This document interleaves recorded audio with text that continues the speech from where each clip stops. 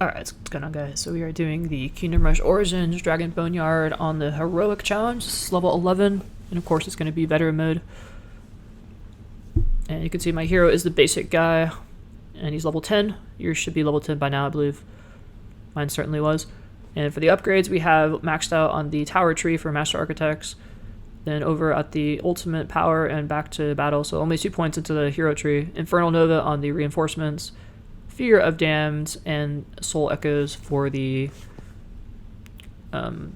Hero Power, the Soul Impact. Let's get into it. Alright guys, welcome back. So we went and we started off this game with a Dark Knight Fortress, 2 Inferno Mages on the left hand side, and then in the center I cleared off that really important pivotal area there right in the center and put a Bone Flinger down. And then we had a Mausoleum in the back and a Dark Knight Fortress over on the far right. And then we went ahead and did something a little radical. We bought 3 trolls, 3 of the elite trolls. And we also upgraded our Bone Flinger. So we only have 1 Bone Flinger to start with. And notice how I clustered everything up to get the maximum. Everything could be in range of each other. So try to get the maximum damage we could.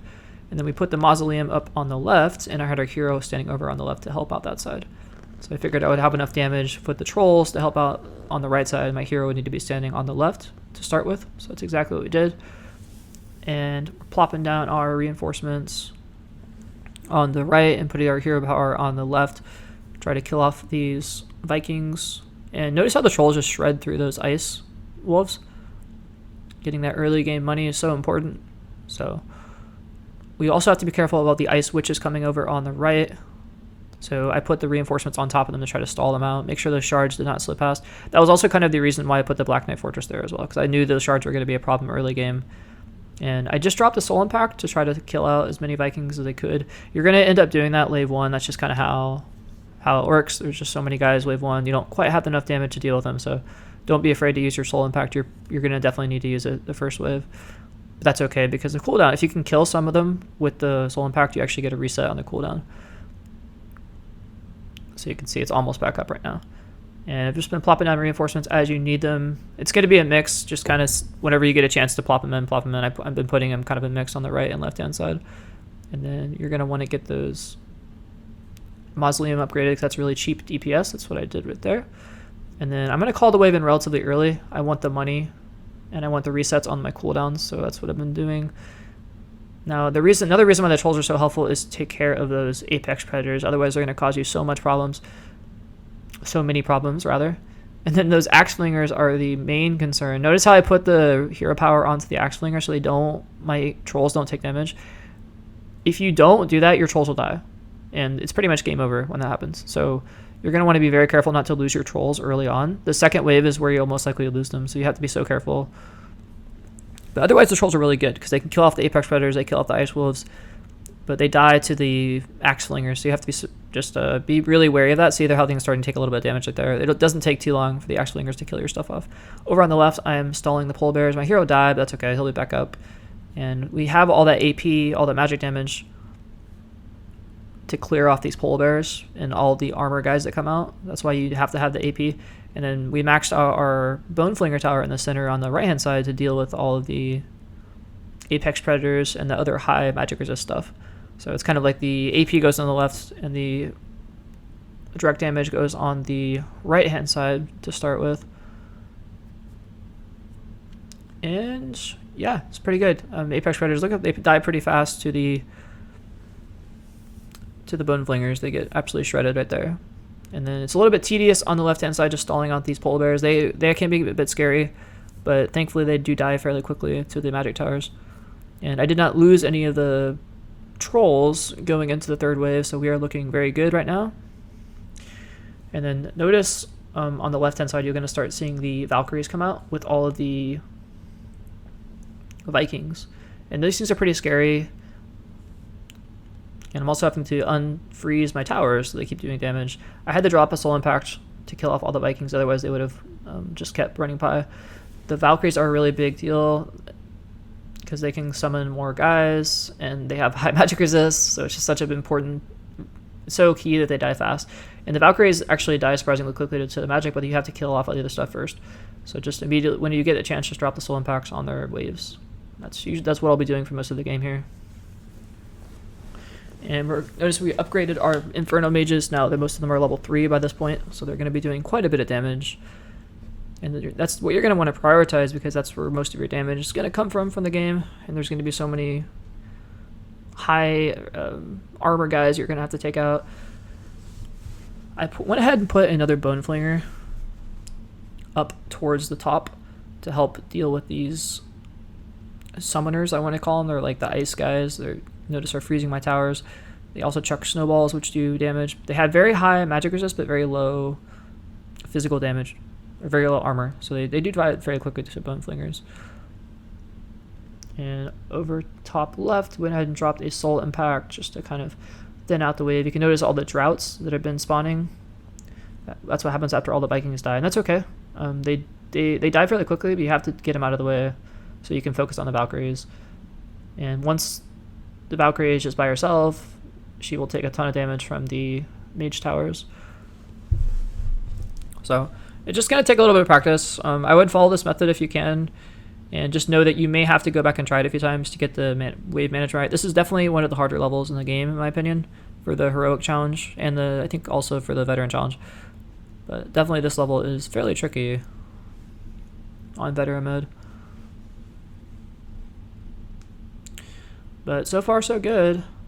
We're finishing up wave 3 and we look very healthy. Haven't had too many close calls. And the Valkyrie just died, so that's great. Upgraded our Bone Flinger. We're going to eventually need to upgrade that Mausoleum. You can see down on the bottom right. That's going to be very important later on. And I went ahead and dropped the Soul Impact again, clearing off all those Vikings, because they absolutely wreck you if they get about halfway through your lane and you realize there's a huge wave of Vikings heading towards your base or your end point. You're going to be in a lot of trouble, so you want to kill them off as soon as you can. And notice I did that. I did the same thing on the right hand side. Now I'm moving my hero up a little bit just to take care of these early. That's kind of ideal. The pig riders, for the most part, will take a lot of chip from your mage towers, so you don't really have to worry about it. I got a little bit scared there because that one almost got away, but they do take so much damage. By this point, I also have the Inferno mage maxed out on the top left-hand side, so he's just doing insane amounts of damage to these Viking things. So I won't be focusing my hero too much on that side. He's going to be taking care of these Valkyrie waves on the right. And right around wave 4, notice on the far right, you can see the giants start to spawn. And this is pretty much why you have to have that mage tower at the bottom right. Otherwise, they just become a little bit too much to deal with. They have so much health, and you have to have something that's going to shred these guys. And that's what the Mausoleum does. So I have upgraded my Mausoleum. I'm going to want to upgrade it one more time to start to get out the gargoyles and stuff to stall them. I had to even use my Soul Impact to do a little bit of extra damage. Otherwise, I was afraid that Ice Giant would come through and kill off all my trolls, and then he would just walk his way down the center. And if you don't have your Soul Impact up, like mine was down obviously right there, I just go ahead and drop my reinforcements and my hero power onto the Valkyrie waves. That's another way of dealing with them when you don't have your Soul Impact. And just more Ice Giants. I'm stalling out the Ice Giants. Try to buy myself a little bit of time. My hero could probably be microed a little bit better. He's just kind of standing there right now. But that's okay. Notice how I just upgraded the Mausoleum and got out one of the gargoyles. That is going to be like our makeshift infantry, in addition to those Dark Knight fortresses. So very important that you get that out. And also the damage that you get from the Mausoleum is really important. So you can see the Ice Giant is dying fairly quickly now. And the left lane is pretty much taking care of itself. Those their mage towers, Inferno mages do quite a bit of damage and kind of just do their job. I think I did end up losing one of the trolls, unfortunately. They just kind of start dying a little bit, but do your best to keep them alive because they will save you quite a bit of money in the end. And another little trick there, I just dropped the Soul Impact and called the wave in early, so it reset quite a bit on the cooldown. And Scary Wave coming in on the top right, lots of Valkyries and stuff like that. We also have the Droughts coming on the bottom, so I was a little bit worried there. The trolls thankfully are coming in clutch, finishing off that stuff, and we should be good to go. Valkyrie again to the bottom is taking quite a bit of chip on the bottom left. And I had to drop Assault Impact though because we have to kill off those Valkyries. I can't slip past. My hero is doing work, stalling on the right-hand side. And I think I rotated him over to the...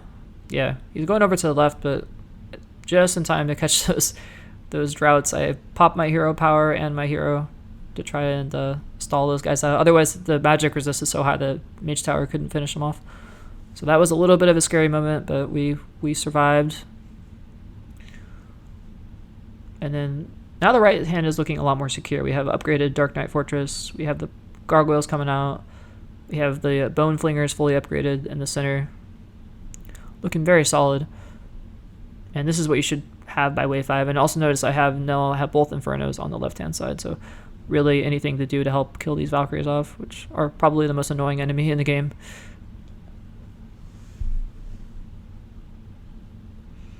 And the droughts are just charging away. Since we had 2 Valkyries, I just went ahead and dropped a Soul Impact to be safe.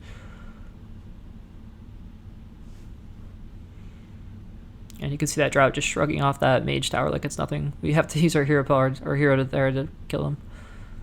And these the Snowflingers really aren't that big of a deal. These dragons though, they can be a challenge, and that's one of the reasons why I put the Mausoleum at the end, because I wanted something with range to try to finish off those dragons if they tried to slip by. Because I've actually lost quite a few games to those dragons slipping by my defenses. You wouldn't think, but they are somewhat fast, and the gargoyles and trolls won't be able to stop them. So, or I'm sorry, the gargoyles won't be able to stop them, and neither can the Black Knights. So just be careful with that. You will lose some runs if you're not careful with those things.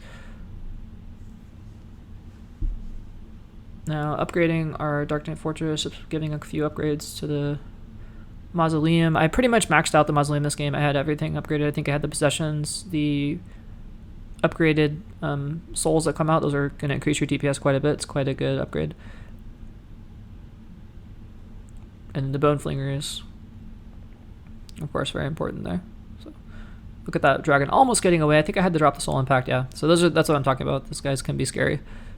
They tend to slip past your defenses if you're not paying attention. Now our hero's just chilling out on the top left, trying to stall out these Valkyries while the Mage Towers finish them off. And I went ahead and just started hiring the trolls because I needed something that's like a makeshift barracks that I could just buy whenever I wanted to. So the trolls will be your friend this game, and if you're in a pinch, you just hire as many trolls as you can, and they will stall. They're not probably won't live in the later stages of the game, but they can give you enough stalling power to finish off whatever you need to finish off.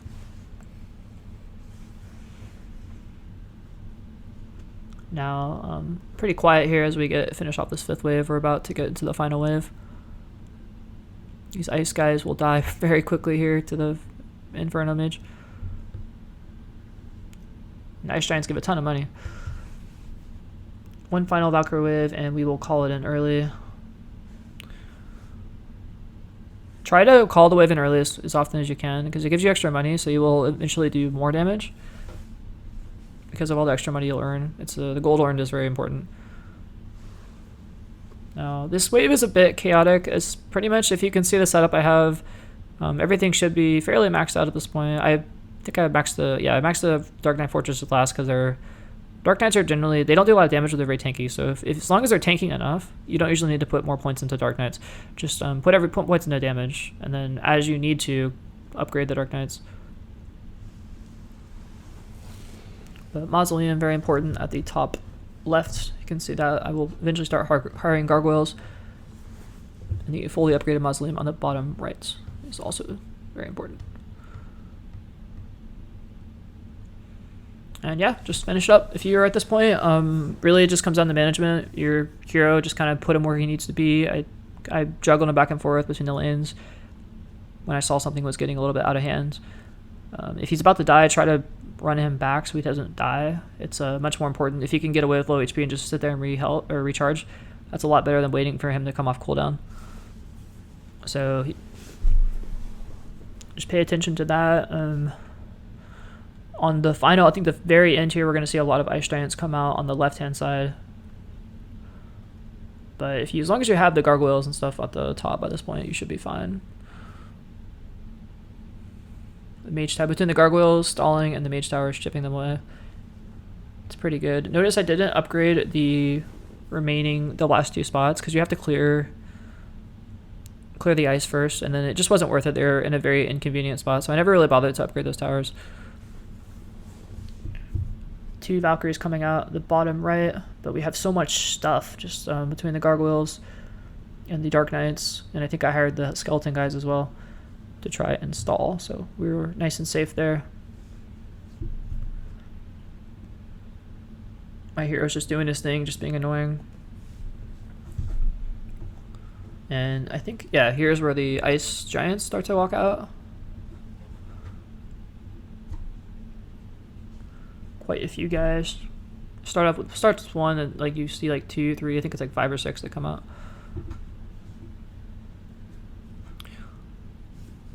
So pay attention to that. Don't focus so hard on the right hand side that you forget about what's coming on your left hand.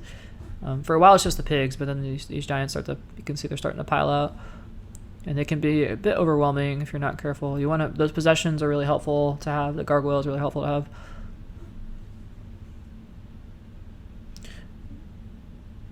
So I think I will eventually ship my hero over to the left-hand side to help take care of some of that stuff. As far as the Inferno Mage upgrades go, I didn't put a lot into it. I really like the Fire Fissure, because it does the AoE damage. So I will put points into that when I have the chance. But for the most part, I didn't rely on any teleportation or abuse of the runes to weaken the guys first. I just pretty much just upgraded them to the Inferno Mage all the way, and I just kept them at that. I put my upgrades into other stuff, mostly the Mausoleums. But mostly the fact that they do damage is good. Inferno, you can definitely notice I am buying a little bit of the fissures, which I think are helpful. But yeah, and then I started hiring the trolls, you can see, just to stall out these ice giants a little bit. Since there's quite a few of them, but they're pretty much dead at this point. So I realized this game was going to be locked down. Looked pretty good here. Polar bears running on the right, absolutely no chance of getting past all our stuff. And that looks like it. Yep. All right, well, hope you enjoyed that, and a good game. I will see you guys later.